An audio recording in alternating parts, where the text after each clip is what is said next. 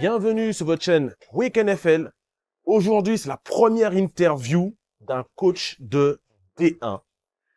Et avec moi aujourd'hui, j'ai quelqu'un qui est passé par les Caïmans du Mans, par les Pionniers de Touraine, qui allait coacher à l'international, au Canada, aux États-Unis, au Koweït. Et aujourd'hui, c'est l'ancien coach des Molosses, coach Abed Belkous. Comment vas-tu, coach? Ça va et toi? Ça va très très bien. Ça roule? Merci d'accepter mon invitation et de venir discuter avec moi pour cette petite heure, peut-être 1 heure et demie, de ton parcours de foot américain. Ouais. Du coup, en faisant mes petites recherches, j'ai vu que tu as grandi au Mans. Ouais. Est-ce que tu peux me parler de ton enfance au Mans? Bah écoute, j'ai envie de dire une enfance assez basique. Mhm. Fils d'immigrés. Ouais. Là, je suis arrivé en France, je suis né en Algérie, je suis arrivé en France à l'âge de 2 ans et demi, donc rien d'extraordinaire. Scolarité plutôt normale. J'ai découvert le foot US à l'âge de 14 ans à peu près. D'accord. Avant ça, je faisais du basket et puis j'ai toujours un peu aimé, tu vois, les sports américains. Et c'est vrai que je sais pas, j'avais ce truc-là, tu sais, ça passait un petit peu à la télé, pas grand-chose, mais bon, tu dis, ça serait cool d'essayer de voir de voir ce qui se passe. Et puis, je sais pas si tu sais, mais il y avait des services jeunesse, ils venaient des fois dans les cours de récré, ils donnaient des petits tracts et ils disaient, voilà, pendant les vacances, il va y avoir telle animation, tel truc. Et j'avais vu un petit truc passer, comme quoi les Caïmans, ils avaient organisé un espèce de truc flag dans un gymnase pas très loin de chez moi. Et puis, bah, tu vois, je suis parti avec deux, trois potes et puis au final, j'ai bien aimé, j'ai accroché, c'est une espèce d'ultimate, tu vois, tu te lançais la balle, tu faisais deux trucs, deux, trois petits drills comme ça, j'ai tout de suite kiffé. Ouais. Et puis bah après j'ai rejoint le club des Caïmans, j'étais un minime au moment où j'ai rejoint le truc. Et il y avait pas de jeunes, enfin on était je crois 2 ou 3, dont un de mes amis proches, Douglas Neveu. Et puis bah, l'année d'après, la section cadet s'est montée. Et puis bah, l'opportunité fait que bah, derrière, c'est comme ça que j'ai commencé T'as commencé à jouer j'ai direct. commencé à jouer direct. Le truc qui était encore plus fou, c'était que on avait une section sportive à l'époque. Attends, est-ce que ça s'appelait régional? Ouais, c'était la SSR, ça s'appelait, c'était la section sportive régionale. C'était un sport-études dans mon lycée, enfin justement dans le lycée. Et puis bah, je sortais troisième. Je disais, ok, bah voilà, c'est quoi le next? Est-ce que tu veux rentrer dans le sport-études? Je crois on était 14 au début, tu vois, un truc comme ça. Et puis bah, boum, ça. Et petit à Ça petit. fait, bah, du coup, j'ai fait 3 ans de lycée en faisant du sport-études et en jouant au Caïman. Donc, ouais. Et qu'est-ce qui t'a attiré justement, toi qui aimes bien les sports US, du coup, tu as commencé par le basket, mais qu'est-ce qui t'a attiré vers le flag d'abord et ensuite vers le foot US? Franchement, je pense que c'est de la nouveauté. Mhm. Je pense que c'était la nouveauté. C'était pas forcément le côté chaud parce que bon, quand tu regardes la NBA, c'était toujours des trucs de fou, tu vois. T'avais des dunks, t'avais des machins, Ouais, mais là, c'était toujours, tu vois, je me dis, c'est intéressant. Tu vois, je sais pas, il y a un truc qui m'a plu dans ce sport-là et tu vois, t'as 14, 15 ans, tu connais rien. Tu dis, bon, vas-y, Non, pourquoi? clairement, non. Et puis, je sais pas, c'était tout nouveau. Les gens, ils se disent, putain, mais c'est quoi? Il y a des équipements, il y a des trucs, il y a des machins et tout. Et puis, ben, tu sais, tu vas un petit peu avec un peu cette fougue là, du jeune fou, là, tu vas là-dedans et puis tu te dis, vas-y, pourquoi pas, tu vois. Ouais. Ben, D'accord. fil en aiguille, voilà, c'est comme ça. Et du coup, t'as commencé ta carrière de joueur qui t'a amené au Canada. Est-ce que tu peux m'expliquer justement ta carrière de joueur, comment t'es arrivé Comment ça s'est d'un passé? mec du Mans à aller au Canada? Eh ben, l'avantage d'être en sport-études, bah, c'était que, bon, bah, t'avais entraînement tous les jours. Entraînement tous les jours, que ce soit en musculation ou alors que ce soit des entraînements terrain. Et donc on faisait ça, puis ensuite on enchaînait les entraînements club. Donc des fois ça faisait des super grosses journées, tu vois, pour Bien sûr. quelqu'un qui est en seconde, première, etc. Mais tu t'y fais. Et puis ben l'avantage c'était quoi? C'est que des fois, bah tu vois, il y avait des équipes de ligue, il n'y avait pas le junior ball et tout à l'époque, c'était plus des équipes de ligue et des trucs comme ça. Et donc bah tu jouais, puis tu te faisais à peu près. Tu sais, il y avait un objectif avant, c'était de se dire bon bah maintenant il y a l'équipe de France, il y a le truc. Il n'y avait pas toute cette vision Canada, États-Unis qu'on a aujourd'hui. C'était vraiment sortir sortir de ce truc-là, tu vois, c'était un truc déjà de dingue de se dire ouais, je vais juste sortir de mon club, tu vois. Et maintenant je me suis accroché, tu vois, je me suis vraiment accroché et je me suis dit voilà, j'ai rêvé, je me suis dit bon, ok, mais ça c'est une étape. faudrait que j'aille en équipe de France. Voilà, la prochaine date pour moi, c'est l'équipe de France. Bah, du coup, le fait d'être en sport-études, bah, ça aide. Bien sûr. Parce qu'à l'époque, tu avais le pôle, tu avais le gros pôle Amiens. Bordeaux n'existait pas. Je crois pas que Talence existait.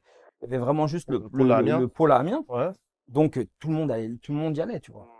Des mecs qui ont grandi là-bas quasiment, tu vois, avec ce pôle et tout. On n'était pas du tout en compétition avec le pôle. Au contraire, on était, je pense, une espèce de succursale Ouais, pour le pôle, de se dire, OK, bon, bah, tu viens, tu as fait ta section, tu vas aller faire tes études supérieures, bah, tu vas au pôle et tu joues pour les Spartiates ou alors tu restes dans ton club. Enfin, bref, c'était un petit peu le truc à l'époque. Et c'est vrai que j'avais eu cette opportunité, c'est une story incroyable d'ailleurs. Je repense à Charles Pavio parce qu'on était justement, après j'ai accédé à l'équipe de France, à mon année terminale. Ça s'est fait en last minute, réserviste appelé. Et tu joues à quel poste déjà? Running back. Réserviste, machin, etc. Et c'est l'année où la première Coupe du Monde junior à Canton dans l'Ohio. Premier match contre les États-Unis, David Wilson. Enfin, tu regardes les mecs, c'était tous des first round, enfin pas des first round, mais en tout cas des gars qui ont été draftés. Pas tout le monde a été drafté de cette année-là. Je sais pas si je m'en souviens, mais en tout cas, t'avais que des gars qui étaient top athlètes dans leur état, dans leur machin, qui avaient tous signé dans des grosses facs. Donc, je crois qu'on joue le match d'ouverture, on se fait déchirer sa mère, mais ouais, c'est pas étonnant, quoi. Hein. Mais c'est pas étonnant, mais tu steps dans un autre monde. Bien sûr. Tu steps dans un autre monde et à ce moment-là, je devais aller au pôle. Je devais aller au pôle à Amiens et je sais pas. Des fois, t'as un truc comme ça. Un feeling. Un truc qui t'a dit, je l'ai pas eu et je devais y aller, tout était prêt. J'avais booké les études, tout était loqué. Ma femme, ma copine à l'époque qui est ma femme aujourd'hui, on avait déjà tous été set-up sur Amiens. Et je sais pas, vers la fin de la Coupe du Monde, j'ai eu ce truc-là et j'ai eu un déclic et j'ai dit non, j'y vais pas. Et pourquoi? Je sais pas. Peut-être l'ambiance, peut-être le truc. T'avais été visité ou pas avant? J'avais déjà été joué, je crois, à Amiens. Donc quand tu vas à Amiens, bien évidemment, tu passes par les Spartiates. Ouais, bien sûr, Il y avait des stages équipe de France qui étaient tous à Amiens. Donc au final, oui, tu sais, on a visité et puis tous les gars qui étaient au pôle à ce moment-là, c'était les mêmes qui avaient en équipe de France. Ça composait quasiment 80% peut-être de l'équipe de France et tu rajoutais 2-3 gars par-ci par-là. Et non, je sais pas, j'ai eu ce truc et ça, c'est quelle année ça? Est-ce que si tu arrives à situer? Genre, grosso modo. Hein. Je te dirais peut-être 2010. Ouais. 2009-2010, parce que je crois que la Coupe du Monde était en 2009. Donc 2010, je dirais à peu près. C'est marrant parce que, histoire perso, mon frère habitait à Amiens à l'époque, dans ces eaux-là. Et moi, j'allais à Amiens de temps en temps lui rendre visite. Et moi, j'ai trouvé que la ville d'Amiens, vachement sympathique, même propre en fait. Hein. C'est une ville super qui a été pas mal rénovée et tout. Et je trouvais que c'était une ville justement qui pouvait être bien sympa à vivre. Bien à vivre, ouais. Non, je pense que pour moi, c'était même pas une question de la ville. C'est vraiment un feeling que tu as eu. C'était vraiment le feeling. Si je vais aller pour le foot US, mais je sais pas, je le sentais pas.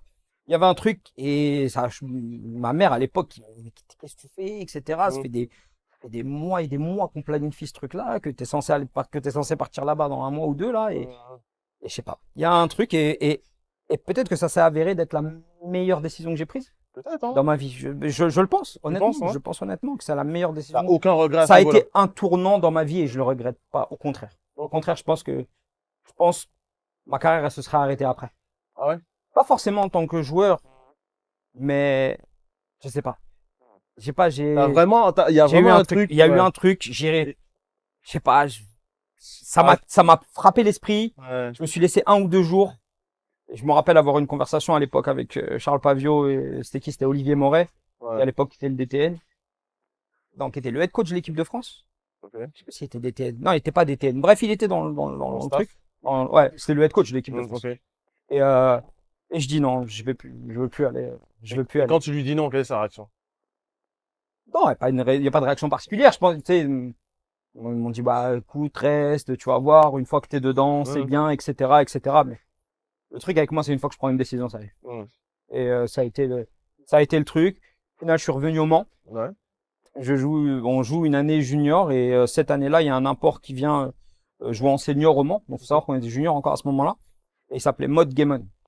Mode Gammon 4, le 4, parce que c'est le 4e. Ouais, c'était le 4e. On connaît les Américains. Et ce gars-là avec l'aide de Charlie, parce qu'ils coachaient ensemble à ce moment-là, il a explosé ma vision du foot. Il m'a fait comprendre ce que c'était que le foot, ce que c'était que l'entraînement, tu vois, juste dans sa manière d'agir, dans sa manière de faire, et c'est là que j'ai commencé à coacher. D'accord. J'ai commencé à coacher parce que j'étais en junior, mais je coachais les cadets. Ok. Maintenant, c'est quelque chose qui se fait beaucoup, hein. Bien sûr. Beaucoup, dans les clubs, beaucoup de joueurs qui sont pas forcément en senior, mais qui dès junior vont coacher. Alors pas forcément des cadets, mais peut-être des minimes, peut-être des Bien U7, U8, etc. Bien sûr, moi je trouve que après moi j'ai toujours aimé ce truc-là. Hum. J'ai toujours, je sais pas, j'ai toujours kiffé coacher. C'est un truc qui, maintenant qui est devenu ma vie, tu vois, dans ce truc-là, mais c'est un truc que j'ai toujours voulu faire. Et puis, tu vois, de faire ça, ça m'a permis d'en apprendre plus, de savoir plus, tu vois. Et comme on dit, titiller, c'est apprendre une autre fois, tu vois, c'est réapprendre. À chaque fois que tu titres, tu réapprends dans la manière. Et donc, je te dis, j'avais quoi, 18 ans, 19 ans, et puis je coachais des jeunes, tu vois. Incroyable. C'est comme ça que, fin d'année. Et puis, la story, elle est dingue parce que on fait une saison de malade mental avec les juniors, du moins, à ce moment-là. On fait une saison de dingue. Pourtant, le championnat junior, il était loadé de fou malade. Ouais. On bat le Flash en quart de finale, je crois, ou un truc comme ça. Et on perd en finale de conférence contre les Spartiates et le Pôle. Ah ouais? Oh purée! Et là, quand tu perds ce match-là, tu te dis pas, ouais, en fait, j'aurais peut-être dû rester au pôle. Non. Non, parce qu'on aurait pu gagner. Ouais. On aurait pu gagner. Et justement, c'est ça qui était cool. Donc, je crois perdre un touchdown ou un truc comme ça. L'équipe était super loadée en face et tout. Et c'était D'accord, des mecs équipe de France, quoi. des mecs équipe de France, des mecs que je connais encore aujourd'hui, que je côtoie encore aujourd'hui, tu vois. Est-ce que tu as deux, trois noms à nous donner, là, dans Je l'équipe? sais plus, à l'époque, il y avait Rémi Fournier, je crois. Il y avait, je crois qu'en QB, il y avait Mathieu Lapios. Il y avait une ribambelle de gars, franchement. Des DB, il y avait Karlachi, je me rappelle plus, je crois, il y avait peut-être Karlachi, il y avait quand même, tu vois, c'était vraiment une grosse équipe, c'était loadé de fou. Et ils partent 2 semaines après, ils vont dans le sud et ils battent, je crois, ils étrillent, je sais pas si c'est les Dauphins, en tout cas Nice ou je sais pas. Bref, et ils sont champions de France cette année-là. Ouais. Donc en fait, si vous les battez, en vrai, vous êtes champion de France derrière. Ah, je sais pas, mais en tout cas, ça aurait été incroyable. C'est la première année en fait, tu vois, tous les gars qui étaient en cadet, qu'on avait, puis les gars du pôle, enfin, pas du pôle, mais du sport études, on est monté ensemble, en fait. Et puis, t'ajoutes l'apport de Mott, etc., plus de 3 gars par-ci, par-là. Puis on s'est retrouvé avec une équipe qui tenait la route. C'était une super année, en tout cas. Et, j'avais une question, c'est vraiment devenu, à quel moment tu t'es dit, ouais, le foot US, c'est vraiment le truc que je veux faire plus tard? À quel moment dans ton parcours chez les jeunes, tu t'es dit, ouais, en fait, c'est ce que je veux faire de ma vie, en fait? En fait, ça s'est fait en 2 étapes. Je pense que, à partir de 18 ans, non, allez, on va dire, un peu avant. Je crois vers les 15-16 ans. Là, je fais une seconde un peu médiocre, tu vois, je suis à fond dans le foot. Je vais pas dire, c'est pas vrai que j'ai pas négligé l'école, tu vois. Mais j'étais trop deep dedans. Tu sais, l'entraînement, tu sors du sport études, tu vas à l'entraînement, tu dois enchaîner. Donc, tu as quasiment 1h30 de pratique. Tu enchaînes derrière 2 heures de pratique en club. T'as des journées, elles sont infernales. T'as des journées, et pourtant, il y avait un bon suivi et tout. C'est pas autant développé qu'aujourd'hui, tu vois. Donc, je pense que les gars, ils faisaient du mieux avec les moyens qu'ils avaient à l'époque, tu vois. Mais ça nous faisait des journées de malade mental. Et du coup, j'étais pris dans cette spirale, tu vois. J'ai un peu négligé vite fait l'école, tu vois. Et je me retrouve en fin de seconde avec un truc en mode, parce qu'attention, l'école était hyper importante. C'était pas juste en mode sport études. Oui, c'est en mode. C'est étudiant athlète, hein, ça reste le truc. Ça reste que si t'as pas des bonnes notes, c'est mort. Le foot pour toi s'arrête. Et puis on avait des rendez-vous avec le président, enfin, le président, c'est le directeur, comment on appelle ça? Principal. Proviseur principal du lycée. Et puis on avait ça, tu vois, chaque mois, chaque trimestre, je crois. Ouais, bien sûr. T'avais des petits retours comme ça. Et à la fin de l'année, on me dit, bon, écoute, continue à jouer au con et le foot US, ça s'arrête pour toi parce que ça y est, tu vois, j'étais below average dans mon truc, tu vois, juste assez pour continuer et tout, tu vois. Et on a une réunion avec ce moment-là, avec, je me rappelle, c'était Yves David qui était le responsable du foot et ma mère, et en fin de seconde, il dit, ouais, bon, écoute. Et puis il m'a sorti un truc qui m'a, jusqu'à aujourd'hui, on avait un gars qui s'appelait Erwan Lecan, qui était le coach principal du truc, un super gars d'ailleurs, avec qui m'a beaucoup appris quand j'étais jeune, avec vraiment Charles Pavio, c'était eux qui étaient les coachs de la section. Et je me rappellerai toujours, David, il me dit, bah, tu sais que si tu as de la chance dans ce sport-là, le mieux que tu puisses faire, c'est de finir comme Erwan, tu vois, c'est de travailler à la ligue ou de travailler au truc et tout. Et genre, ça, c'est le mieux que tu puisses faire. Mais c'était pas méchant. Ouais, C'est bien pas, sûr. tu sais, il y avait C'est- vraiment, faut pas oublier que À l'époque. il y a pas de perspective, Ah, bien il y a sûr, rien bien du sûr. tout, tu vois. Il n'y a plus de NFL Europe. Et c'est à ça, il l'époque. y a rien du tout. Rien, ouais. Mais c'est même pas, tu y penses même pas, tu vois. Toi, Mhm. t'es en junior, t'es en cadet junior, tu penses même pas à ces trucs-là. Bien sûr, bien sûr. Et ça m'a marqué à vie. Et je me suis dit, bah, tu sais quoi? Ah, pourquoi pas? Allez, on verra. Mhm. On verra. Je vais créer ma Tu l'as chance. pris, tu l'as Je vais pris comme un créer. challenge, quoi. Ouais, tu sais, je vais créer mon opportunité et je verrai. Et puis au final, regarde, fin d'année, en fin d'année, je remonte mes notes, enfin, je fais mes trucs et tout. Et puis, bah, tu vois, je pars en équipe de France. Et puis, bah, là, on commence à discuter des opportunités, Canada, machin et tout. Et puis, bah, je pars au Canada juste après l'année junior là qu'on fait là. D'accord. Et tu arrives au Canada, tu vas dans quelle fac déjà? Je vais pas dans une fac, je vais en cégep. Ah oui, en cégep, oui, c'est vrai. Je vais en cégep, je vais au cégep de Gatineau. Ouais. Je vais au cégep de Gatineau. Commencer à peine, tu vois, les expansions Québec, France, etc. Il y avait 3 gars qui l'avaient fait à l'époque, qui étaient partis à Thetford. Ouais. Ok, C'était c'est là, Thetford, ouais. c'était la destination des Français. Avant que ça devienne la destination des Français, il y avait 3 gars.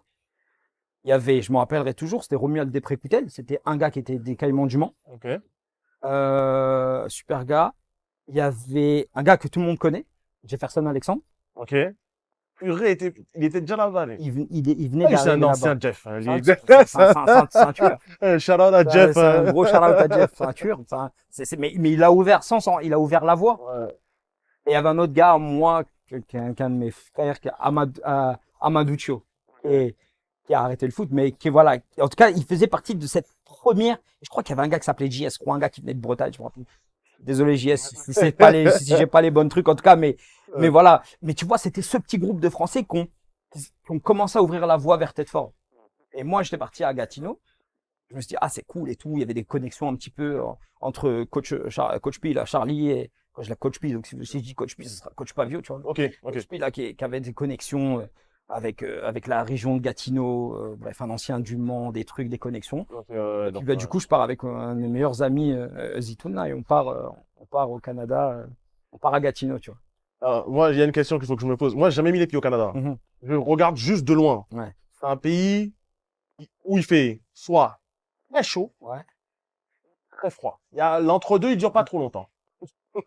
Il dure peut-être 2 mois, voire 3 mois. En vrai, t'as raison, t'as raison, mais tu savoures, tu vois ce que je veux dire. Le froid, il est pas comme en France, tu vois. C'est pas un froid qui te casse la gueule. Bon, Ouais. il caille, tu te couvres bien, ça Ouais, va. bien sûr. Ouais. C'est le truc qui est relou, c'est tu rentres avec de la neige partout, où tu vas. Et ça, c'est un peu C'est une autre c'est un façon de peu, vivre. Hein. c'est un délire, tu Parce vois. que j'en parlais littéralement la semaine dernière à l'Euroflag avec Nick Piermas. Mhm. Et il me disait, en fait, on se rend pas compte de la pression que c'est de vivre au Canada et d'avoir la neige, de devoir le matin se réveiller plus tôt, Ouais. etc. Le soir, tu prends 1 heure à Tu dégager dois balayer devant. devant chez toi, Ouais, etc. tu shovel snow, comme on dit, là, devant chez toi, pour Ouais. pouvoir sortir, C'est ça. c'est un délire. C'est un délire, mais c'est cool. Franchement, Ouais. c'est cool. Je regrette rien du Canada. Et donc, t'es passé de De Gatineau à Bishop. Non, je fais Gatineau. Ça se passe pas super. Ok. Tu vois, pendant l'année, tu vois, en parallèle, Mhm. mon année de terminale, entre guillemets, je travaillais comme un fou. Je travaillais à Decathlon à côté. Je faisais des trucs pour mettre de l'argent de côté, justement, Ouais. pour pouvoir partir. Mhm. Donc, on a charbonné pour se faire un peu d'argent et pour pouvoir arriver là-bas. Et arriver là-bas, on se rend compte que, vas-y, tout est pas machin. On doit payer beaucoup plus de trucs qui étaient prévus, etc., etc. Ouais. Et puis, la saison de foot, c'est pas bien, tu vois, c'est correct. On découvre, en fait. C'est vraiment le truc, on découvre. C'est une expérience tu vois, qui m'a mis une claque, qui a mis une claque aussi à un de mes potes, qui après qui est rentré en France, qui a continué sa vie. Et Dieu merci, il a une super vie maintenant, tu vois. Mais il a arrêté le foot après. il a arrêté le foot, ouais. Ouais. Et c'est là où j'ai décidé de m'accrocher. Ok. C'est là, dans ce moment-là, Dur. où c'était dur, Mhm. vraiment, vraiment dur, où j'ai dit, tu sais quoi, c'est là où je vais m'accrocher. Et bam, de fil en aiguille, des gars que je connaissais de l'équipe de France, justement, qui eux commençaient à aller à Thetford. Et puis, bah, du coup, j'ai rejoint Ah, t'es fort là. Thetford. D'accord. J'ai rejoint Thetford dans la foulée 6 mois après. Et est-ce que tu dirais pas que c'est pas un moment charnière, justement, toi, de C'en ta est- carrière? Ouais, c'en est un. C'en est un parce que, comment dire, tu te retrouves en fait à réfléchir. Tu dis, tu vois, tu sais, j'en parle souvent à mes joueurs, des trucs comme ça. J'ai fight or flight, tu vois. T'as toujours, à un moment donné, tu vas être confronté à deux choix dans la vie. Ouais, Soit c'est tu ça. te bats, tu restes, Ouais. soit tu prends la fuite. Mm. Et c'est pas, et pour moi, rentrer, c'était pas une option. Mm. Même si je me suis retrouvé fauché, machin, tout ça, Mm. c'était pas une option. Mm. Donc j'ai dit, vas-y, c'est quoi, on va trouver des solutions. Et puis, il y a un gars que j'apprécie énormément, qui s'appelle Clément Gabriel, Ok. qui était un petit peu notre oncle à tous, tous les Français qui étaient là-bas. Et d'ailleurs, Clément, si tu me vois, Mm. on est là. On est là. Merci pour tout encore. Clément Gabriel, tonton. Babs, on l'appelait. Incroyable. Vraiment incroyable. Un mec génial, la main sur le cœur. Bah, après, il y a toujours. Il est encore à Tête-Fort aujourd'hui. Il s'est Ah ouais? marié, il a des enfants. C'est un truc de fou. Il a kiffé le Canada. Ben ouais, il est dedans. Et puis, tu vois, on a parlé et tout. Puis du coup, j'ai rejoint à Tedford. Et puis, il y avait une règle des transferts que je ne connaissais pas. Et Ok. du coup, j'ai dû m'asseoir la moitié d'une saison, la moitié de la saison. D'après. En gros, c'est une saison de 10 matchs. Et puis, j'ai été suspendu pendant 5 matchs Parce que t'avais à transfert. cause de la règle des transferts. Ok.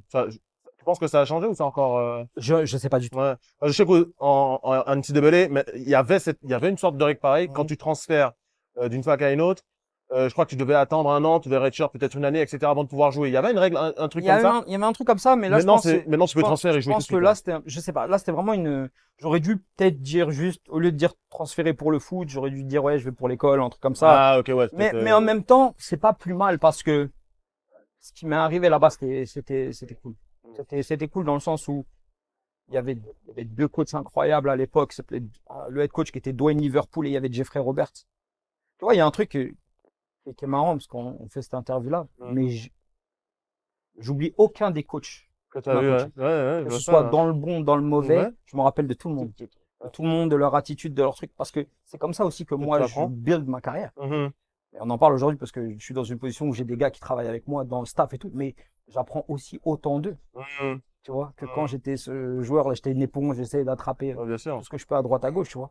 Et il y avait Jeffrey Roberts et Dwayne Liverpool.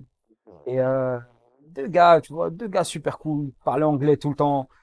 Et puis c'était le programme de Tedford. Tu avais une espèce de vague de Français qui Qui arrivait arrivait la à ce même moment-là. année. On avait Jeff Alexandre, Amine Mekri, Chris Elzedieu qui est mon frère Mhm. aujourd'hui, euh, Nicolas Ortu. Enfin, j'ai peur de James Leonardo de ça. Mhm.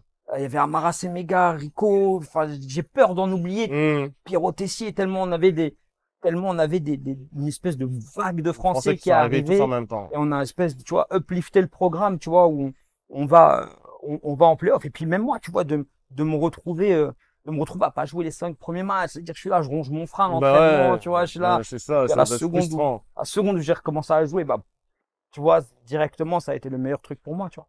Euh, Puis derrière, bah, on a progressé, c'était Il y cool. a un truc que tu as dit, ouais, ça parlait anglais et tout. L'anglais, toi, ça a été direct ou Ouais, t'as galéré?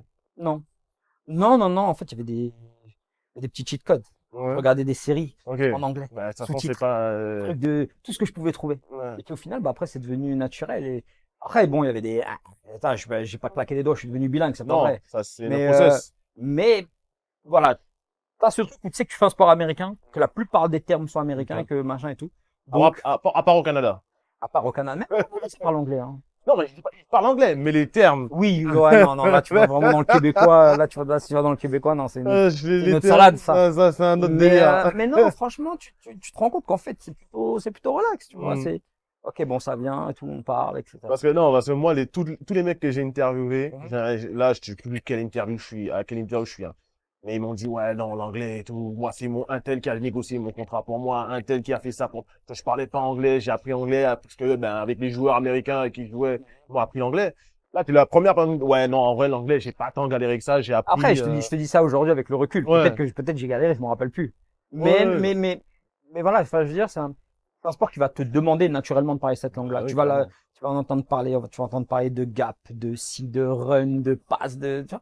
Au final, ça va venir tout seul. Il suffit juste d'être un peu plus curieux dans le truc et puis en vrai, ça va. Et donc, du coup, à Tête Forte, tu restes combien de temps? 2 saisons. 2 saisons. Je fais une saison, je fais la moitié de saison, on va en playoff. Euh, euh, les coachs qui sont là Je sais pas s'ils se font remercier, s'ils partent. Mais en tout cas, il y a un nouveau coach qui arrive qui s'appelait Diego Rattel. Et je reste une saison de plus parce que j'avais fait une moitié de saison. Mm. Même si c'est vraiment bien passé, bah, la deuxième saison, tu veux confirmer, tu vois. Mm. C'est mon année de recrutement. Mm. Et à la fin de cette année-là, il y avait un combine. Chose qui avait pris. J'ai fait, entre guillemets, le dernier combine RSEQ à l'époque. Ok. Et justement, on s'était préparé pour ça. Mon gars Chris, lui, il avait été recruté par l'université de Montréal, des Carabins. Ok. Donc il est parti. Il aurait pu rester une année de plus, mais il a décidé d'y aller parce que c'était le bon timing pour lui. Et bah moi, je suis resté une année de plus pour justement Confirmé. confirmer, continuer à travailler. J'avais eu un petit peu d'intérêt, mais rien de Ouais. fou, de fac. Mais là, déjà, tu passes dans un autre truc. Tu passes d'un truc de, bon, vas-y, il n'y a pas forcément de débouchés en France. Ah, vas-y, Mhm. maintenant, qu'est-ce qu'on va faire? Ah, il y a des facs, Fac qui peut-être, tu vois, s'intéresse à qui toi et tout. s'intéressent, etc. Donc, je dis, OK, bon, allez, let's go, on va voir ce que ça donne. Je pousse un peu le truc. Ouais. Donc, je fais une préparation, vraiment, je pense, une des meilleures préparations de ma vie, tu vois. Ouais. Vraiment une meilleure préparation de ma vie. Et, et cette année-là, ça a été une année catastrophique. Non, mais vraiment, vraiment, vraiment, vraiment, ça a été une année catastrophique. T'étais en forme physique, mais l'année après. J'étais dans, je pense, la meilleure forme de ma vie. Et qu'est-ce qui fait que ça marche pas? Le nouveau coach. Non, après, le nouveau coach, il avait sa manière de faire les choses, il avait Mhm. ses trucs. On s'entendait bien. Enfin, Mhm. on s'entendait bien. En tout cas, je faisais partie des leaders de De son équipe. de son programme, de son Mhm. truc. Voilà. J'avais beaucoup de discussions et tout, etc. avec lui, en on et, tu vois, et en off et tout. Mais il y a eu un truc à un moment donné qui s'est passé dans un match de pré-saison. On joue une première mi-temps, un truc comme ça. Bref, je joue la première mi-temps et je sors. Mhm. Donc, je me dis, vas-y, c'est la fin de match, de toute façon. Mhm. La pré-saison, Et quoi. à un moment donné, on va pour se serrer les mains et tout. Et on va pour se serrer les mains et tout. Et puis, oh non, on a oublié de faire cette situation, on a oublié de faire ce truc-là, ce machin-là. Donc, absolument, il voulait rejouer une certaine situation, backed up ou je sais pas quoi, une connerie comme ça. Maintenant, en tant que coach, je le comprends, ce truc-là, tu vois. En tant que coach, je comprends totalement. Mais moi, à ce moment-là, en tant que joueur, qui est froid depuis 30 minutes, 40 minutes, un truc comme ça, On me demande de rentrer sur le demande terrain. de pas me repart.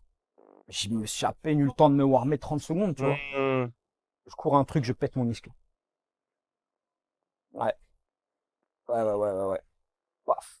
Ouais. Fin de, pas fin de Parce que chantier, mais là, c'était mais vraiment claquage, là. je l'ai déchiré. C'est pas juste un claquage, je l'ai déchiré. Ah oui, d'accord. Donc, grosse blessure. Grosse blessure. Grosse blessure. Et en fait, tu vois, le mindset fait que, vas-y, je me suis dit, c'est pas grave.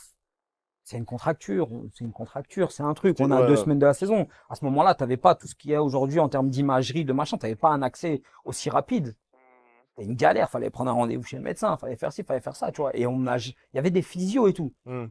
J'allais à la physio tous les matins. Mais c'était pas un mec qui partait avec une imagerie Oui, et une qui écho savait et qui m'a dit, exactement OK, ce que bon, bah là, il y a une déchirure de tant de centimètres. Là, il y a un truc, il était out tant et tu vois. Donc, en fait, ce qui fait que j'ai toujours poussé pour jouer dessus. Entre antidouleur, machin et tout. C'était une singerie. Et j'ai pas retrouvé cette année. Ouais, J'ai fait une année catastrophique. Bah, c'est même pas que j'ai fait une année catastrophique. C'est que, en fait, je me suis battu contre une blessure tout le temps. Bah ouais, en fait, tu Toute t'es l'année. battu contre un truc que tu 10 savais, games. dont tu savais pas la gravité, en fait. 10 games. 10 games, plus une reconstruction de la O-line, plus ci, plus ça. C'était waouh. Ça a été vraiment, on venait de fin de cycle. Mhm. Et moi, j'étais resté pour le nouveau cycle. Ouais, donc ouais, c'est l'année de transition. Ouais, transition. Et, Et donc, du coup, après cette année-là, comment bah, ça plus se passe rien. pour toi? Après, tu te dis, bon, OK, c'est mort. Les universités, ben, c'est normal. Tu vas te faire recruter par quoi? Tu fais une saison merdique dans une D3 au Canada. Tu veux espérer quoi, tu vois? Bien sûr. Et puis après, je me suis dit, bah, tu sais quoi, c'est pas grave. On va continuer, on va essayer de voir ce que ça donne. Donc, deuxième coup dur. Ouais, Deuxième coup dur, direct, hein. et malgré tout, tu te dis, bon, Non, je c'est vais pas pas grave. lâcher. Non, on va pas lâcher parce qu'au final, j'avais la chance que, bon, tu vois que ça commence à expand un peu la transition cégep vers université pour les Français. Mhm. C'est pas encore comme aujourd'hui, tu vois. Aujourd'hui, il y a carrément des gens qui font le jump de France vers université, c'est incroyable, tu vois, mais ça montre le chemin parcouru, tu vois. J'allais te dire un peu, on est les précurseurs de ce truc-là, tu vois. Mhm.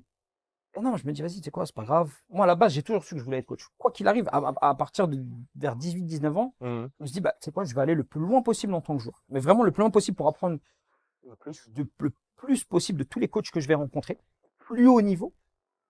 Et comme ça, après, je vais me faire ma propre expérience. Et voilà. Tu sais, Tedford, c'est 3 mètres carrés la ville. Enfin, excusez-moi, dans le terme, tu vois ce que je veux dire. Mais Les mecs vont m'attraper dans les commentaires. ah, non, non, non, non. En plus, Tedford, Tu l'as dit sur la j'ai ville. super bonne relation avec Tedford.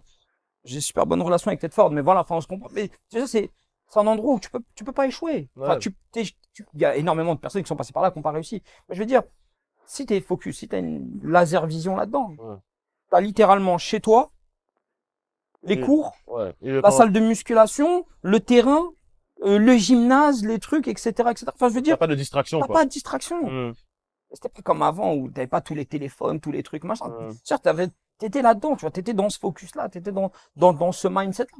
Après, il y en a certains qui ont réussi, d'autres non, mais on avait beaucoup de conversations, tu vois, je me rappelle de conversations où il y avait énormément de gars, moi je vais aller en NFL, moi je vais faire ci, moi je vais aller à telle université, je vais faire ça, je vais aller en CFL, je vais aller là, je vais aller là, je vais aller là. J'étais super content pour les gars. Hum. Je me dis, tu sais quoi, il y avait des gars, regarde, tu regardes des gars comme Jeff qui étaient recrutés par plein d'universités, il y avait notre Amin Mekri qui est connu maintenant, qui est connu sous le nom de Prime Hum. sur YouTube, etc. Ok. Et qui lui était peut-être un des meilleurs joueurs avec lequel j'ai joué Ouais, je vois. en termes de qualité. Vraiment, pour moi, c'est un gars qui aurait pu aller en NFL. Vraiment, À ce moment-là. vraiment, c'est un des meilleurs DB que j'ai jamais vu. Ok. Vraiment, c'est un gars qui a. Le foot, c'était incroyable pour lui. Ouais, J'ai pas de stress à le dire. Hum. Il reste un de mes top joueurs. Top Mais il vient joueurs. pas. Tu sais. Ouais, bah après, bah, il s'est blessé, il y a un Ouais. ACL. Et bah après, bah, ça n'a pas repris comme il voulait. Et puis, il s'est lancé sur YouTube quand Ok. il avait. Tu sais, un peu dans cette période de transition. Et ça a super bien marché pour lui. Ouais. Et mais c'est un gars comme ça, tu savais qu'il allait réussir, peu importe dans ce qu'il allait faire. Tu vois. Ouais, en fait, il y a des gens comme ça, tu sais. Bien sûr. Les gens dans Parce que leur vie, peu c'est importe ce lui, qu'ils font, tu sais qu'ils vont réussir. c'est lui en fait, tu vois. Ouais. Il a fait son truc, boum, de jeux vidéo, en concert, en musique, en machin, et aujourd'hui, les copropriétaires d'une franchise e-sport, tu vois. Incroyable. Donc, non, franchement, je suis hyper content, tu vois. We don't hate, we congratulate. Ouais, On c'est n'est ça, pas dans ouais. ces trucs bizarres là, C'est tu clair, vois. non, Mais non. c'est ça qui est important. Ouais. Ça, je suis content de tous les gars que j'ai croisés et tout. Puis on avait ces conversations. Et moi, je leur avais dit, putain, moi, je serais coach à NFL. Hum. Moi, je m'en fous de pas arriver là en tant que joueur, mais je veux que mon petit frère arrive plus haut que moi et Mm. que ensuite mon fils, mes Vous- enfants arrivent plus haut que moi. C'est ça mon objectif. C'était pas de Mm. me dire, ouais, vas-y, c'est quoi, on va faire ça, on va faire ça. Et moi, c'est ce que je veux faire. Il y a rien qui m'empêche de le faire. Alors, c'est dingue, hein. Quand Ouais. je me rends compte aujourd'hui des galères que c'est. Ouais. Mais je me suis dit, vas-y, c'est quoi ça? C'est ma vision et c'est ce que je veux faire. Avoir de l'ambition. Bien sûr. C'était ça. Et ça, c'était à travers des conversations de dingue qu'on a toujours eues avec les gars. Et ouais, on veut faire ça, on veut faire ça, on veut faire ça. On avait plein de rêves, plein d'ambitions, plein de trucs au milieu dans un trou, là, tu vois. Ouais. Et c'était ça. Je te dis, c'est ce qui a fait en sorte que, on s'accroche. Quand c'est dur, tu t'accroches. Et après cette saison un peu pourrie, mon gars Chris, il m'appelle. Il dit, vas-y, c'est quoi, viens à Montréal. Mhm. On va aller rencontrer le coach. Tu vas voir ce que ça donne, tu vois. Donc, ça savait un petit peu qui j'étais et tout. Mais rien de fou, tu vois. Mhm. Donc, vas-y, qui vient à l'Université de Montréal. Et puis, je me rappelle, c'était Marco Yadeluca, qui est aujourd'hui le head coach des Carabins, Ok. qui était coordonnateur offensif. Et c'était Danny Machocha, GM des Alouettes, qui était le head coach. Ok. Et donc, il m'a dit, voilà, il n'y a rien de garanti pour toi, mais viens, bosse et On parce verra. que voilà, montre-nous, tu vois. Mhm. Et puis, je passe une off-saison après je déménage, bref, je commute à Montréal et ça se passe. Le gars le coach, il me dit, c'est pas bien, c'est en train de quoi, fais tes trucs. Et c'est là où j'ai découvert c'était quoi le foot du très haut niveau, le très haut niveau. La manière dont tu s'entraînes, le système d'entraînement, que ce soit musculation, machin, tu te rends compte qu'il y a énormément de choses. Je me vois très très mal. J'ai apprendre la musculation, apprendre à travailler différemment. J'avais Pierre Marie Toussaint qui était un coach de speed, des conditioning incroyables. Des trucs, les carabins, ça c'est quoi? Des 100 mètres, des rides. Ces trucs-là, vraiment, on appelle ça des rides, ça venait du programme de l'université de Rice aux États-Unis, une espèce d'entraînement court mais intense sur plein de stations différentes et tout. Et c'est incroyable, tu vois. Et puis du coup, franchement, je pense que c'est plutôt bien sorti. Plutôt bien senti. Après le camp de printemps, j'ai fait France, deuxième année. J'ai fait le premier, c'était Nicolas Dubois. C'est des gars qui c'est réel, je n'avais pas fait de constat. Et donc, Il y a un vidéo à la fin du temps. RB2, je crois, à la fin de France. Donc, je lui ai dit que c'est cool, tu vois, pour un gars qui machin, je me disais, si j'arrive à rester dans les 5-6, je devrais pouvoir, tu vois, dans le jeu, dans le jeu, ou même au stress, tu vois, pareil, pour acheter quelque chose. Bref, l'off-saison se passe super bien, etc., etc. Et je te retrouve, fin de l'année. Ce qui était dingue avec le coach, c'était Mathieu Tchach. Et en gros, si je t'appelle pas, tout va bien. Si je t'appelle, je suis en France, je suis en train de m'entraîner, je suis en train de m'entraîner. Et je me fous en l'entraînement, de de pro, machin. Je pète mon ministre. Un ministre, ça va. J'ai tout de suite fait une IRM, j'ai tout de suite fait mes trucs, etc. Ce qu'il n'y avait pas. J'ai envoyé des imageries au médecin, j'ai commandé des caravans et tout. Et tu vois, il me répond, mais t'en fais pas. Je viens de faire opérer à Montréal. En 4 à 6 semaines, tu devrais être de retour pour fin août. Ça va, tu vois. Je vais pas stresser. Et là, bah, le lendemain, je fais un appel. Ouais, le coach, il veut te préparer. Quand tu reviens au Canada, passe me voir, faut que je me starte. Ah, je me dis, ah, c'est bizarre, c'est bizarre. J'appelle jamais. C'est bizarre de ouf, c'est bizarre. Je retourne au Canada. Bref, je retourne au Canada et là, je me rends compte de c'est quoi le business. Je me rends compte de c'est quoi le fond, c'est quoi le business, c'est quoi le truc. Donc, on y va et tout, et puis finalement, on se rend compte que retransonner, qui était des top running back de la ligue, finalement, on s'est pas fait drafter. Et du coup, quand tu te fais pas drafter, au Canada, tu as le droit de revenir dans ta OK.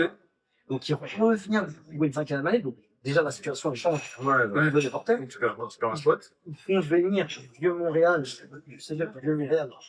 C'est pas un running back, la même année, la même équipe. Parce que je me retrouve l'eau du bottom des charts et tout. Mathieu Tchach, dans le professionnel qu'il est, il dit, ben, tu sais quoi, en gros, je en gros, tu pourrais rester à côté, je vais dans une petite ville ou un machin comme ça, et puis, en gros, s'il y a quelque chose qui se passe, et puis, je dis, non, mais c'est pas merci pour tout, tu vois. Comment ça se fait du coup c'est toi qui contactes Bishop ou c'est Bishop Bah, j'étais déjà en contact parce que c'était pas là qu'il m'a quitté, je me recruter. Tu vois. Et c'était un peu dur le truc. troisième déjà. C'est un gros coup de mot le truc avant parce que et puis on avait un super plan. Les gars Chris étaient là-bas, on était ensemble, on était là. Le setup pour que ça se passe bien. Le setup, mon petit frère qui venait me rejoindre au cégep les voir mon petit. On avait un truc et puis on y arrivait, tu vois. Et puis bam, un setback. Il vient de nulle part parce que je ne m'attends pas. Il vient de nulle part parce que je pense avoir fait. Je pense avoir vraiment. Après, il y a des trucs qui ne sont pas dans ton contrôle. C'est exactement ça. Et ben, je me suis dit, c'est pas grave, tu vois, je fais bounce, je rentre, je me fais faire de France. Puis je repars à Vichy, genre 6 mois après, mais cette fois-ci, je repars avec moi. Okay. Et là, on va à l'université. C'est pas ouf ça de se dire. Déjà, ton petit frère, il se lève. À quel moment tu te dis, ouais, je vais partir avec lui à la fac voilà. En fait, on avait ce plan, on voulait tous se trouver à Montréal ensemble. C'était bien. Et je pense qu'un des trucs que je regrette un peu pour lui, c'est qu'il n'ait pas été à tête forte. Okay. J'ai ce regret-là pour lui. Parce que à ce moment-là, c'était un des meilleurs de France. Il avait fait des campagnes d'équipe de France. On avait fait deux ans d'écart. Vraiment, c'était les tout meilleurs à sa position. Et je regrette vraiment pour lui de ne pas être sur la part. Parce que c'était pas tête forte. Parce que je pense qu'il aurait juste. Et surtout que l'année où le truc ça se passe pas, t'es à tête forte. T'as une nouvelle génération de fous malades qui arrive. Nicolas Pandar, tous ces gars-là, tu vois, Pandar pour 2 milliards. Je crois qu'il y a Raymond Gestal à ce moment-là. Il y a pas mal d'autres gars qui sont là et qui disent oh, la tête forte. Il y a une bonne génération qui arrive. C'était ça, c'était une génération qui venait à pas manquer, tu vois. À tête forte, je suis un peu de regret pour lui. Mais on s'est dit, voilà, ok, on va voir ce qui se passe. Lui, il était dans une année un peu sabbatique de transition, parce que je connais. Après ça, on était ce champ. C'était quoi les soins? L'avantage du Bishop, c'est pas si tu ne pas quand même. Donc on s'intéresse quelque part. Ok, vas-y, moi je vais continuer à prendre mon expérience, je vais prendre mon truc, et puis on y va, tu vois. Et puis on se retrouve à Bishop. Et, Le Bishop, c'est, pour le coup, pour ceux qui ne connaissent pas, c'est genre des grosses inquiétudes. des grosses. C'est comme ça. Ouais, historiquement et tout. Mais en termes de résultats, c'était pas une époque. À ce moment-là, parce que ça va que le Bishop a fait une transition. Ils sont passés du RSEQ vers une autre ligne. Avant, le Bishop jouait McGill, jouait Montréal, Laval, Sherbrooke, etc., etc. Et il y a eu un truc qui semble que moi, je joue une autre conférence. Mais avant, ils faisaient partie du club. C'était une petite average. Bon, mais c'est pas que ça fait Javan et Ménère. Et c'était des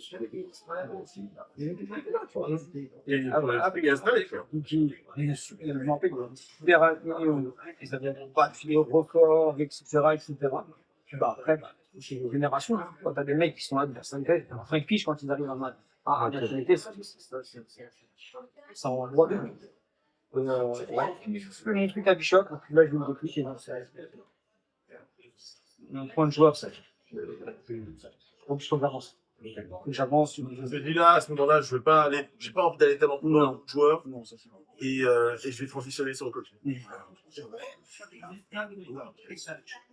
Et tu coaches à Bishop? Non, je coachais quand j'étais joueur au cégep, je coachais la polyvalente. Ok. J'ai toujours essayé de garder cette pratique de coaching, mais à mon âge, je n'ai pas coaché. T'as déjà survécu. Déjà survécu. Mais ouais, tu vois, c'est dingue. Quand j'y repense, c'est ce moment-là dans ma vie où j'ai dit, ok, il faut que j'avance maintenant. Qu'est-ce que je fais pour avancer? Ok, je rentre à la maison déjà, je me pose, et vas-y, je vois, le choix, c'est ça. Et quand tu rentres à la maison, comment tu commences à coacher? Comment? Comment ça se fait déjà? Parce que t'as quel âge toi? 34, Non mais je veux dire à ce moment-là. 23.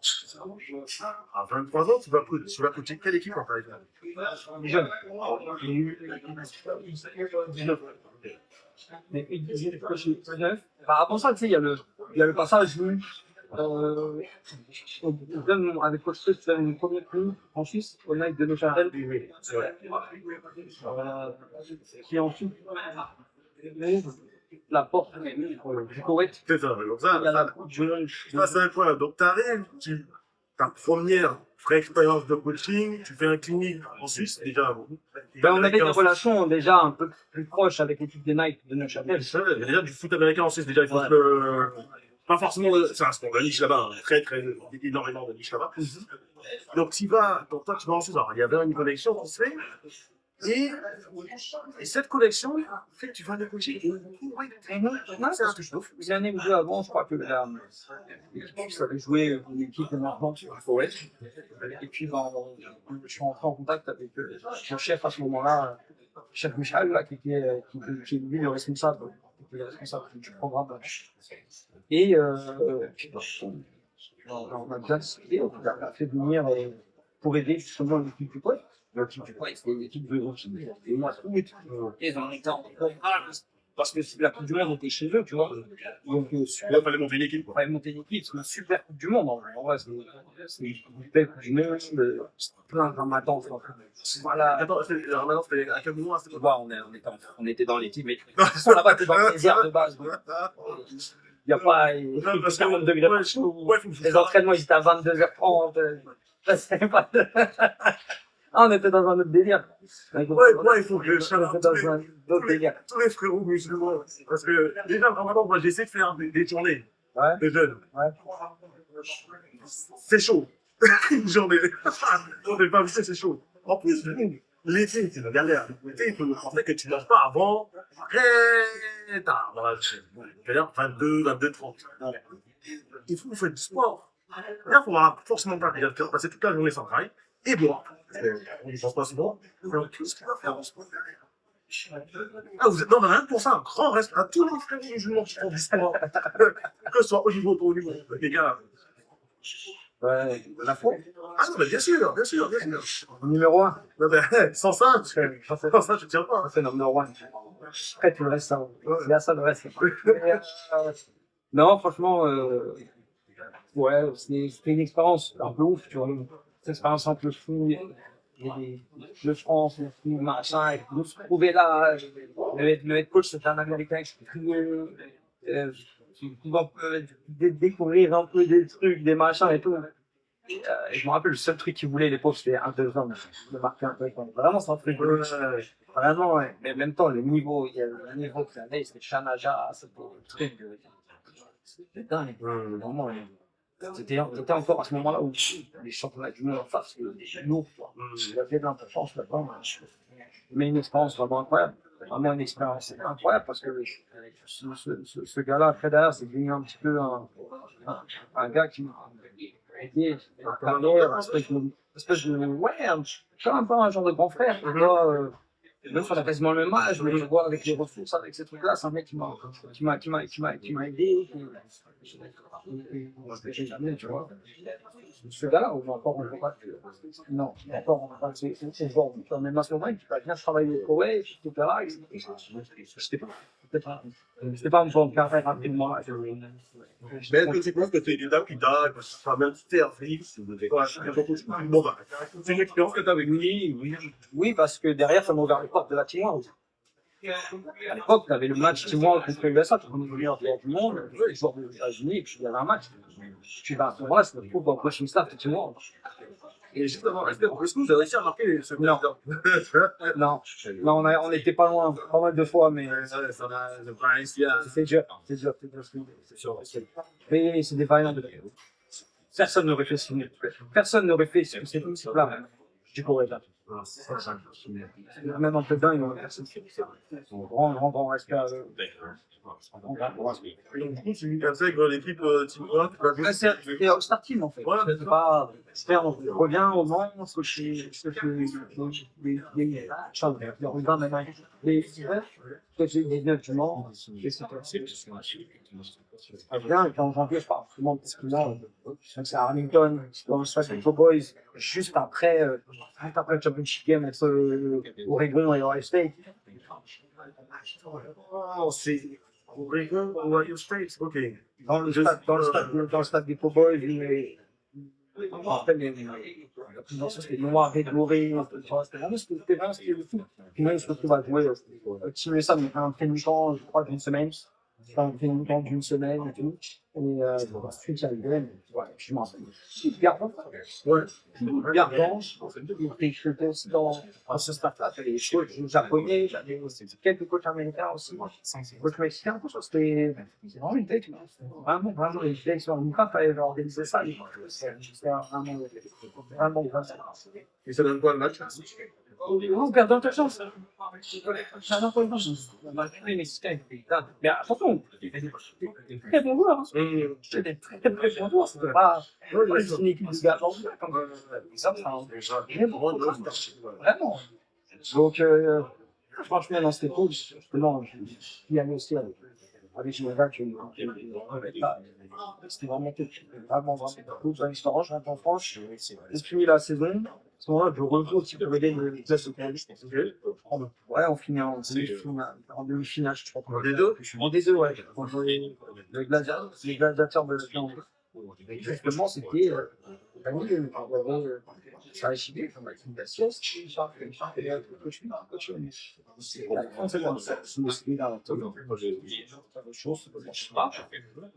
au final, la direction du club, tu vois, en fait, c'est parti dans un truc. Ils n'avaient pas forcément le gars en tête, ils n'avaient pas forcément le moyen de faire venir sur l'autre, etc. Et puis moi, je trouve que Ça peut être un budget aussi de ouais, c'est ça, faut que je regarde. Donc au final, j'ai commencé à réfléchir, et dire ok. Et au final, j'ai pas connu, mais chaque fois, on ne devrait pas aller. Au final, ça c'est toujours un peu ce truc de Au pire, qu'est-ce qui peut être pire? Ça peut pas être pire. Ouais. On a une équipe entre guillemets correcte. On vient de faire une demi-finale, on vient de faire une finale de conférence. On est deux. C'est pas ça, on vient de faire une finale de conférence, même s'il y a du turnover, allez, tu vois. C'est une erreur. C'est possible. Mais c'est un truc de fou. Je veux pas trop aller dans ce truc-là, mais je suis quand même obligé d'y aller. Tu sais, t'es Abed qui arrive dans une qui est coaché, t'es un mec d'humain, etc. T'as grandi là-bas, il n'y a pas de souci. Mais bon, quand même, tu vois, c'est un fils d'immigré, intégrer un poste important dans un club, dans une ville, le Nord, c'est cosmopolite, mais c'est pas non plus pareil, si tu veux. Ouais. Non, ouais, c'est cool. Parce que j'ai grandi là-dedans. J'ai plein d'anecdotes pour en sortir ici. J'ai plein d'anecdotes intéressantes. Des revanches. Des revanches de rien. Ouais. Et tu vois, d'arriver avec pas le niveau des expectations. Vraiment le truc. Je te dis, de toute façon, Ouais, il est là. je me rappelle un jour, je me dis, ouais, c'était cool dans ce moment-là. Ouais, juste éviter le barrage. Parce qu'à l'époque, il y avait les barrages. Ouais, ah, ok. Ouais, juste évite-nous la relégation, évite-nous le barrage, merde, comme ça. Le fou, c'est qu'après cette année-là, je retourne coach à Texas. C'est ça, c'est ça. C'est là où c'est tricky parce que le foot en France fonctionne en termes de calendrier complètement décalé par rapport à ce qui se fait au niveau. Ouais, c'est sûr. C'est vrai que c'est Complètement décalé, tu vois. Donc, c'est ça que si tu bounces dans ce cas, tu peux très très vite te retrouver à faire 2 saisons dans une, quoi. Et donc, on va, comment ça s'appelle, on va la tête fort. Je demande à des Coratex, là, chez moi, Clément Gabriel, je sens qu'il a géré la commotion. Et bref, il donne staff, et puis moi, je me suis dit, c'est quoi, vas-y, je vais tester une expérience. En général, c'est là où tu reviens. Donc, je fais les demandes. C'est pas bien, j'aime bien. Je me retrouve à coacher les running backs, les aides sur les special teams, etc. Et des super running backs. Parce qu'on regarde, Pierre Giovanni Medjever, comme joueur, c'est le meilleur des champs. Kevin Taya, Paolo Sarchini. Et des mecs, la France a des setups à ce moment-là, le truc, tu vois. Et donc, division, peut-être en bol d'or, on est champion du bol d'or. On gagne le bol d'or, on fait une saison parfaite. C'est une champion. Et ça, cette saison, elle se passe après la saison du Juste avant que je devienne head coach. Ok, juste Je avant. deviens head coach changement Donc, en fait, pendant toute cette période de transition. Donc, en fait, je savais qu'il y avait quelque chose qui se préparait. Il fallait juste que je gère les termes et tout ça bien. Mais dans le truc, c'était prévu que j'arrive que début novembre, à la fin du bol d'or. Si on arrive jusqu'au bol d'or, sinon on fait plutôt. Mais donc j'ai tout géré à distance. J'avais géré avec mon frère à distance, puis j'ai piloté toutes les pratiques à distance, tous les trucs, etc. Et c'était marrant parce qu'à ce moment-là, j'apprends que voilà, je suis venu relais coach en développement. Je suis un malade mental parce que je me rends pas compte de ce que c'est. J'ai 24 ans, je me suis pas assez, je me rends pas compte, tu vois. 24 ans, excuse-moi, mais à 24 ans, t'es un adulte, officiellement, t'es majeur, etc. Mais à 24 ans, t'es un bébé. Oui, t'es un bébé. C'est ma première fois. Mais c'est ça le truc. C'est ce côté-là où je sais pas de. Comment ça? Ça ne freine pas. Non, au contraire. T'as pas d'apprendre. Non, j'ai toujours vu Rise quand j'avais challenge. C'est ça, moi. Attention, ça. Il y a beaucoup de up and down. Ça j'aurais pris beaucoup sur moi de faire tout ça parce que j'étais littéralement en réalité. Le stress de faire en sorte que ta passion soit ton travail, c'est toujours marrant. Tu comprends les deux, tu comprends le machin. Si tu veux faire bien ta famille, tu peux être le gars average. Machin. Plein sont average. Ils sont contents de ça. Médiocre. Non, mais médiocre, non, mais T'es average. C'est médiocre à la base, ça veut dire ça, en fait. Tu vois, tu fais ton truc, tu vas dans ouais, c'est dans le confort, tu vois. Machin. Bon, dans les filles, c'est pas mal. C'est pas du tout. On va faire un peu de truc. Celui qui vous challenge le truc, tu veux relever, c'est une base de bonne toi. Bien sûr. C'était ça, et ça a été ça le mindset. On voulait se donner un truc, on voulait bosser, on voulait faire un truc. Et Et je te dis, je vais te dire là, une anecdote. Le foot à Tedford, c'était excellent. Super, les connexions que j'ai encore aujourd'hui. avec des gars incroyables de cette époque-là. Mais tu vas croire que je te mens si je te dis que j'ai plus appris de l'académie de basket que le cégep de Tedford. Il y avait une académie en parallèle qui s'est montée Ouais. à Tedford. Ok. Et Donc c'était une académie de basket. Et comment ça se fait alors que il y avait tu- une académie de basket. Donc en fait, il y avait une académie qui s'appelait l'académie de basket. Et en fait, c'était un programme de basket, mais ultra élite. Ok. Ultra élite. Chris Boucher est passé par là, c'est un mec en NBA aujourd'hui, Ouais. Quincy Guerrier, enfin, c'était un programme élite. Et le basket, c'était malade mental. Ok. Et je me suis beaucoup plus retrouvé dans la manière de coacher avec les gars du basket que le foot. Ok. Et Et ils pourquoi? m'ont ouvert une vision sur le développement des athlètes, sur le mindset, sur tout ça. Mhm. J'ai dit, ok, C'est ça que tu veux c'est faire. ça que je veux faire. Mais dans le foot. Ok. Et justement, à quel moment tu dis que c'est possible? Igor Wijema, que shout out. Mhm. Coach Ib, coach Armel, c'est des gars incroyables. Oscar. Mais- Je sais pas comment t'expliquer Mhm. à quel point j'ai fusionné avec ce staff-là Là. par rapport au staff de foot. Mais comment tu te dis à ce moment-là, ouais, ce qu'ils font au basket, c'est applicable au foot. Le mindset.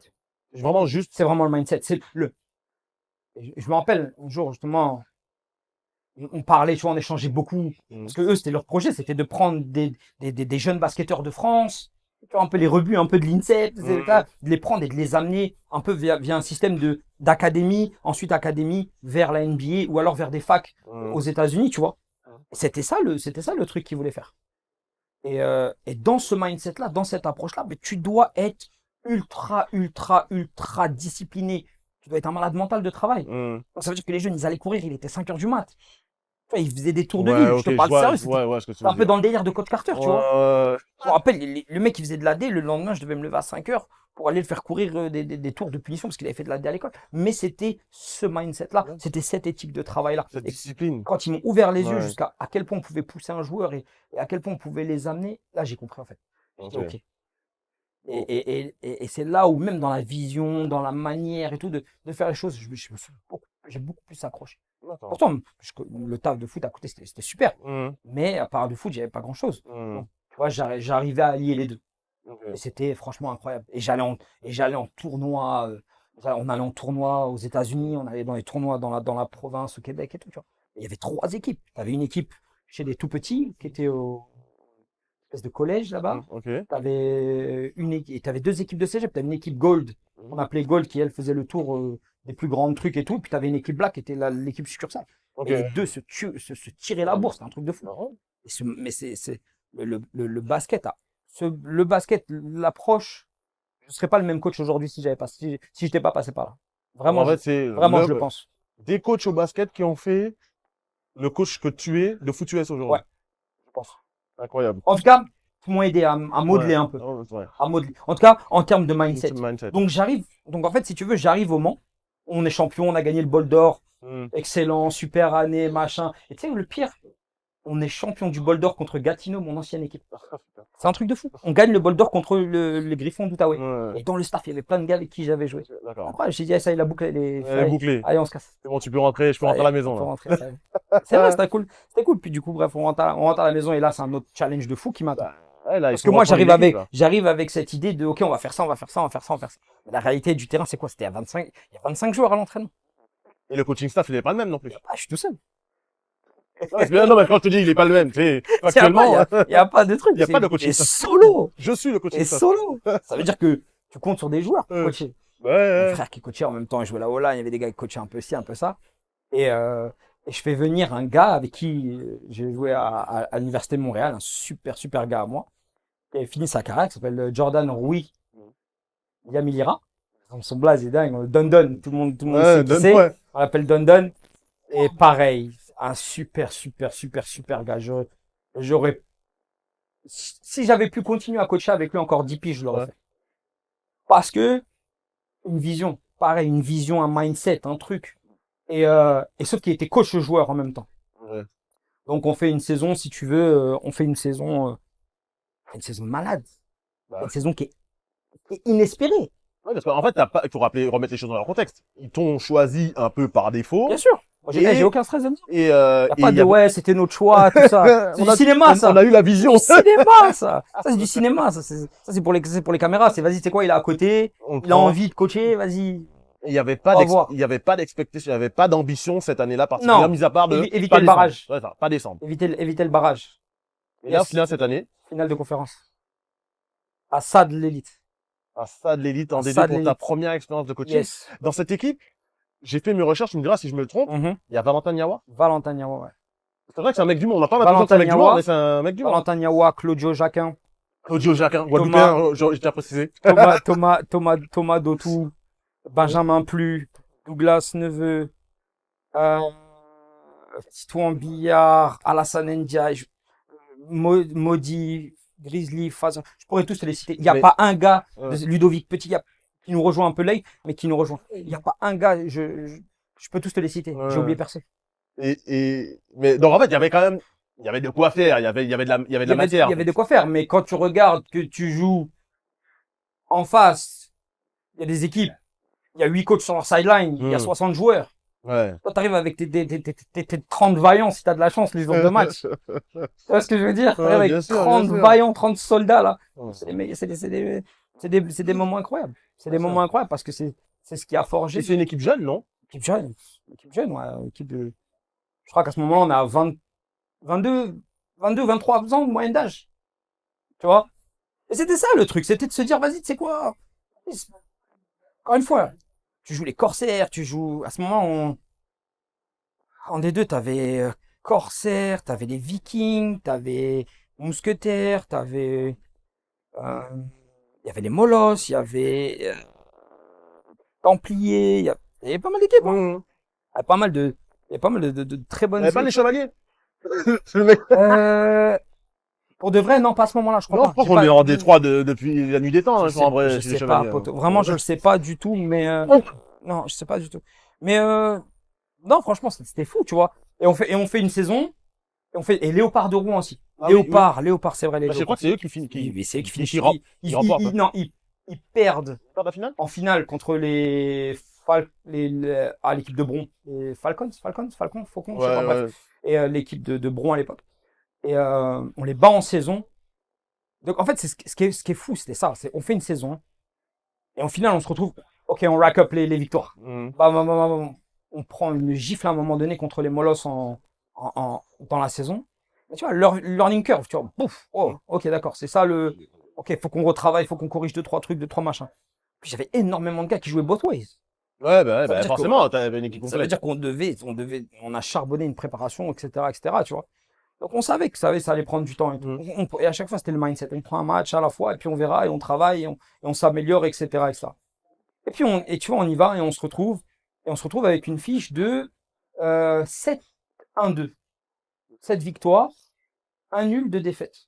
C'est ça. Ah, ta première expérience de coaching, Mhm. ta première expérience de head coach avec une équipe de gamins. Mhm. Malgré tout, t'es en senior, tu vas jouer contre des darons. Ouais, des et mecs, puis je jouais avec eux 8 mois avant, tu vois. Et ouais, en plus de ça. Tu vois. Yeah,